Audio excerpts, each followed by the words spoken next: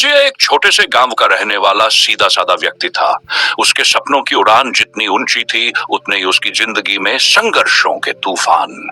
अजय के पिता एक साधारण किसान थे, जिन्होंने अजय को पढ़ाई के लिए शहर भेजा। परिवार की उम्मीदें उसी पर टिकी थी। अजय ने कॉलेज की पढ़ाई पूरी करने के लिए दिन रात मेहनत की। पढ़ाई के साथ साथ वह चाय की दुकान पर काम करता और अपनी जरूरतें पूरी करता। गांव से हर महीने उसकी माँ के हाथों से लिखा एक पत्र आता, जिसमें लिखा होता, हम सब तुम्हारे लिए दुआ कर रहे हैं, तुम्हारी सफलता ही हमारी खुशी है। कॉलेज खत्म होने के बाद अजय शहर में नौकरी की तलाश में भटकने लगा, लेकिन हर जगह उसके सामने या तो अनुभव का बहाना बनाया जाता या पैसे की मांग। अजय ने कई बार हार मानने की सोची, लेकिन फिर मांग का चेहरा याद आता और वह दोबारा उठ खड़ा होता।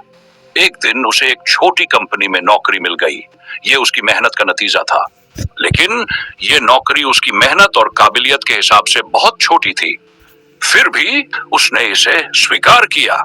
सब कुछ ठीक चल रहा था कि एक दिन गांव से खबर आई कि उसके पिता की तबीयत बहुत खराब है। वह तुरंत घर पहुंचा। अस्पताल में इलाज कराने के लिए उसने अपनी छोटी सी जमा पूंजी लगा दी, लेकिन किस्मत को कुछ और ही मंजूर था। उसके पिता ने दम तोड़ दिया। पिता के जाने के बाद घर की जिम्मेदारी पूरी तरह अजय पर आ गई। गांव का कर्ज चुकाना, बहन की शादी करवाना और मां का इलाज करवाना, सब कुछ उसके सिर पर था। अजय ने शहर लौटकर दो दो नौकरियां करनी शुरू की। सुबह से शाम तक ऑफिस और रात में एक होटल में सफाई काम। उसका शरीर थक चुका था, लेकिन उसके सपने अब भी जिंदा थे। उसने सोचा, एक दिन मेरी मेहनत रंग लाएगी। इसी दौरान अजय ने खुद को आगे बढ़ाने की पढ़ाई फिर से शुरू कर दी। उसने ऑनलाइन कोर्स किए, नई स्किल्स सीखी और अपनी काबिलियत को निखारता रहा। 3 साल बाद अजय को एक बड़ी कंपनी में नौकरी मिली। अब वह एक साधारण कर्मचारी नहीं, बल्कि एक प्रोजेक्ट मैनेजर था।